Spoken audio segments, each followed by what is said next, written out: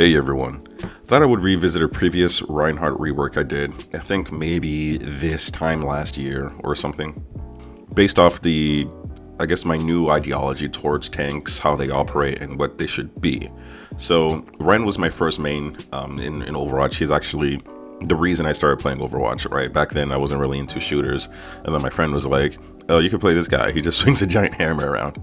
And I was like playing tanks in every video game that I play, so I was like, oh, this is perfect. So yeah, let's get right into it. Let's start with what the problems are with Reinhardt. So as you guys know from my previous videos, the way I identify tanks is through three key traits that are mostly unique to them. Number one is a CC skill, which is, a CC ability, crowd control. Damage prevention, which is something that helps you prevent yourself from taking damage. And sustain. Sustain is essentially an ability that helps you essentially put on a form of health, whether it's healing or just generating overhealth, while also not impeding you from doing other things like attacking or moving around or things like that. The problem with Reinhardt is that he is the only tank that has no sustain, like he has zero sustain at all, and can only attack or prevent damage, right? None of his abilities overlap. He's the only tank that is kind of stuck just doing whatever he's doing. Everything is a decision. It's either I block or I attack. There is no in between. Every other tank can perform some variation of both, right? We got Sigma, who can throw up his shield and attack from behind it. Doomfist, who every time he attacks, he moves really quickly, so his damage prevention is actually his evasiveness, right? The more he attacks, the more he's moving around, so he's just hard to shoot. And we have Zarya, who could attack from inside of her bubble, right? Other characters who have no damage prevention, like Hog, Junker Queen, and Mauga, all have crazy powerful sustain abilities, right? Roadhog can almost instantly heal himself and go right back into fighting. Mauga and Junker Queen, they both kind of heal as they attack, and Mauga in a very unfair way. Mauga's just straight up just the more I attack, the more I heal. And Junker Queen also has her commanding shout. But Rein has zero sustain, so this doesn't really apply to him. However, the point is, you can see that every other character has a combination of the things they can do, and Rein simply does not. Anyways, the way Blizzard balances tanks that don't have one of the three traits is that they usually give them an unusually high damage output. When I say usually, I think the only exception is Junker Queen, right? I think they just really boosted up her sustain. But everybody else who doesn't have one of the three traits, they have really high damage. Like, Zarya doesn't have any CC abilities, but, when fully charged, she does a crazy amount of damage. Rog has his hook combo, Mauga sets everything on fire, then everything is a critical hit, right? And again, Reinhardt, each of his swings is an AoE swing for 100 damage, and he has the fire strike that is ginormous and goes through people and hits for 120. So that much is pretty obvious. I think Reinhardt does put out the most damage per capita. So I guess with all the changes, this is the first thing. Yeah, this will have to be the first thing we address in the changes for Reinhardt. So yeah, the change is that damage from his hammer is reduced from 100 damage to 80, and damage from his fire strike is also reduced from 120 to 100. So he still hits pretty hard, and he still has AoE damage, but that's just to make up for his lack of sustain. Now, don't worry guys, the reason for this is because we're fixing his either or gameplay style. He'll be able to attack much more consistently, so overall, he'll be in a better place, or the same. Okay, so now we'll be introducing a new system. This is, I guess, the big change I wanted to make for this video in comparison to the last one, which is a power cell system. Now, I know what you're thinking. Oh no, not a power and energy source system. No, I promise this is purely cosmetic, right? I understand that when introducing some way to measure, I guess, power output, normally in media, it's normally really bad, like S cells from Dragon Ball Super, and was it the midichlorians from Star Wars? Everybody hated those two things. They didn't make any sense. But the power cell system is more cosmetic to help you understand more of what I'm talking about, or whoever's playing the Reinhardt, to let them understand what exactly is going on. Anyways, the way this works is that Reinhardt has essentially 2 power cells that serve as the energy behind the actions he performs, right? He's wearing this giant suit, so must have a pretty strong power source, right? And depending on the action you perform, you'll see how your power cells are being distributed, based off of what you're doing. So for example, let's do his regular swing, his primary fire. Right, when he's swinging his hammer, right, that would use 2 power cells, as he's using, I guess, both of his arms, right? Both of his arms need to drain the power source so he can do that high damage that he's doing, right? That makes sense. Also, let's say for his charge actually works out nicely with this, especially with the things you're going to see later on, the new abilities that he has. So from my understanding, when he charges, the speed of his charge is essentially 3 times faster than his movement speed, right? And I think it's at a 200% increase. So yeah, a 200% increase means 3 times more, right? While, 100% increase means the thing has doubled, right? So that is 2 times more. So this actually works with the 2 power cells, because let's say when he charges, he uses both of his power cells, so each one increases his movement speed by 100%. So yeah, that's again, so these are strictly cosmetic, right? It doesn't change anything yet about how you would play Reinhardt. And let's get into how the more distribution use of the power cells are, right? So let's say Fire Strike. So when you're going to use Fire Strike, you're still going to use both. Everything he does uses both of the power cells. So for his Fire Strike, it'll be represented as essentially he's using one of his arms and the fire from his charge, right? Because when he charges, he has that flame on his back that's kind of rocketing him forward. So kind of just apply that power heat source, right? Whatever's heating that up into his hammer, and that's what's causing him to do the Fire Strike. So again, you're still using both cells for this one action. You're combining it now. Again, at the moment, we haven't really changed any of his abilities. Everything is still exactly the same how you would play it. We just kind of reduced the damage that he does. So now let's go into his new skills and how he could be combining the use of all his other abilities. So the first new skill is his shield and hammer. When Reinhardt has his shield up and he attacks, his shield is reduced in size to half. So he's essentially the only person being protected by it from the front. So it only covers him. And the damage, the HP of the shield is also halved to like 700.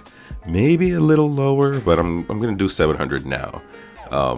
And that's mainly because of how easily his shield breaks. So we'll get into that later.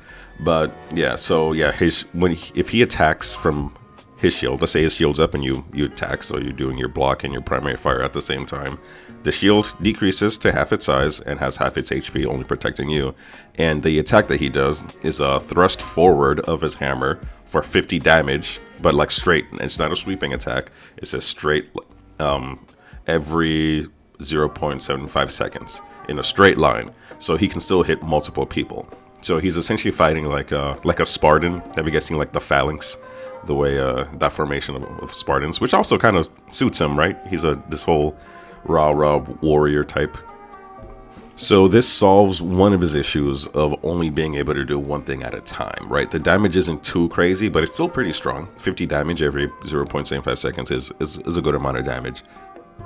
But the range is very limited, and he still has the 30% movement debuff while his shield is up. So you could get away from him if you find yourself cornered. Like if you're a soldier, you find yourself cornered with a Rhine that has a 700 HP shield in front of him. You can walk away. You can run away, or you could reposition yourself. You could re-angle yourself. So there's a lot of things that can be done with this, right? Because he's a huge target, right? So you could just move to an off angle, hit him from the side, but he will at least be protected from the front. And again, with 1,400 HP of his shield, that thing still gets shredded today, right? So he's not going to be doing this from far away. He's not going to be holding it off for too long in the middle of a fight. It's going to get shredded, especially with his size.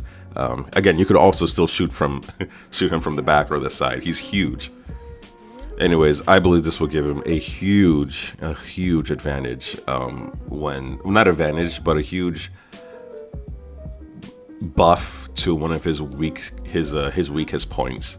Right, you can pop it up, you can be safe. You're gonna have your support characters with you, so again, you're not just alone there with a weird shield, but you're blocking a lot of damage that could be coming in a certain direction and kind of angling yourself while still doing a decent amount of damage. And to bring his shield back to its regular size, you essentially just have to just stop holding your shield, like just take away your shield. So let's say you start swinging or something, and then once your shield starts, regenerating HP, it'll be back to its full health. No, not its full health, sorry. It'll be back to its full size. The reason for this is I thought it would be a bit clunky to be switching back and forth between the full size and the small size of your shield. I think that's not good design. Like, that's just weird, honestly. So yeah, if you get into a fight, you put up your shield, and then you start stabbing from behind it, so it reduces its size. And then let's say you want your shield to be back to its regular size, you just start swinging normally. So how long does it take? Like 2 or 3 seconds, and then it starts to heal back up. And then once it started healing, it'll be back to its maximum size. So you can back up the way you normally do. I was thinking of maybe having a rule that it doesn't go back to its original size unless it's at a minimum of 700 HP. So if it's like recovering, you put your shield away when it's small and it starts to recover, it doesn't become big again until you hit 701 HP or something. But I don't know, I thought that was a little bit much, so I'll leave that to you guys. What do you guys think of that? I think that might be a little much, but who knows, maybe good for balancing reasons. But yeah, remember, the shield only gets small once you try to do something while you have it out. If it's large and the enemy shoots it down to under 700 HP, it's still large. Again, it only goes down in size when you try to perform a second action. And honestly, if you're a good Rein, you're using your shield selfishly anyways, right? You're not really using it to protect your team. You can use it to protect the team, but that thing is for you, right? This is just how to play a Rein, right? You're not just there to block for your team. You're not just there to, hey, everybody get behind me, I'm gonna put it. No. You're there, you're attacking, something happens, you put up your shield, you walk backwards, and then your healer catches up to you, starts healing you.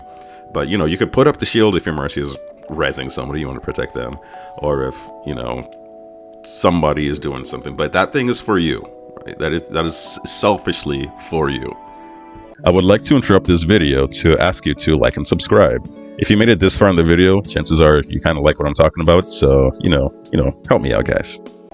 So the next new ability would be his shield charge. And this one is simple. If Rein has his shield up, he can charge, right? So 1 power cell goes to his boosters and 1 goes to his shield. But like we said earlier, the way it splits up is if his shield is split in half, right, it is half the size and half the HP. So it's again only protecting him, and he still has a speed reduction of 30%, right? So his speed is still reduced by 30%, but because he's charging, right, his speed is doubled. So since he still has a 30% speed reduction, movement reduction, so he's at 70, he still gets the speed boost from his charge. So with 1 cell, it's an increase of 100%. So he'd actually be, 70 times 2 would be, he's moving at 140% movement speed with the shield up. And I think this is good. This is actually like really strong. And his shield is so weak, like it would be dumb for a Rein to be doing it from far away. But also, I forgot to say, he also only travels half as far as he normally does when he uses both his power cells to charge it. So he has a mini shield. He's moving he's moving 40% faster. Again, he can't pin anybody. He just kind of does those humble boops here and there if you get in the way. But this isn't something you would be doing from far away. Let's say you're using your angles, you're hiding behind like a wall or something, and then you get close enough to where you think you could put up your shield and charge it in a little bit. You're not going to be really doing any damage to anybody, but you can get in quickly so that your Mercy could probably pocket you from the back. If you do it from too far, they're just going to break your shield and then they're going to break you. And again, you're not as scary as you used to be because you got all those damage nerfs. If that ends up being the case where you don't have a shield. right? So I think this would balance him a pretty good amount because it's very, very punishable. And there you go. Much easier to do than the Doomfist one. I guess he only really had one main issue with him. And Doomfist, you know how we want his uppercut back so much. But yeah, so my main fear with this, honestly, I think he still might be doing too much damage. Especially now that he can get into a fight and has that AoE. But again, if he's swinging, then he's just taking all the damage. So that would make sense. And everybody got their HP boost. So this is more of, I think my mindset's still in the old way he was played. Well, in pre-season 9 patch, I guess I'm saying. But yeah, now he has a way to enter a fight. He has a way to prevent damage while he's fighting, and he still has all his old techniques. So again, it's on you, the player, to kind of know how to rotate that and to know, what to do when. So yeah. Anyways, if you don't like this, leave a comment. Tell me why I suck. I'll be in the comment section. I'll be responding to everything like I did in the last video.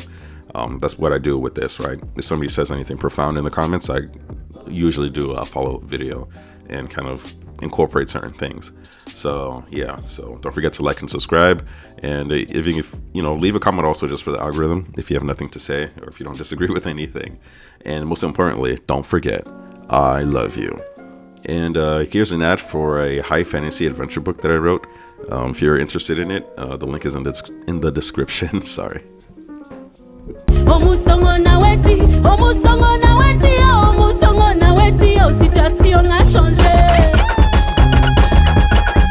Confaga, Roots of a Very Old Tree, a high fantasy young adult book with a modern take on African mythology.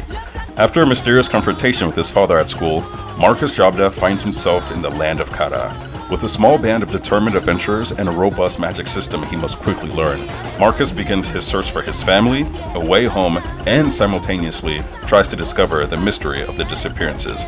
From escaping Mamiwara and preventing wars between kingdoms, he'll need every edge his wits can give him to see the next day. However, the more he learns, the less things appear as they seem. But does he really want to go back to his old life? With hundreds of illustrations filled with clues of the history of the world, join Marcus as he attempts to solve this mystery.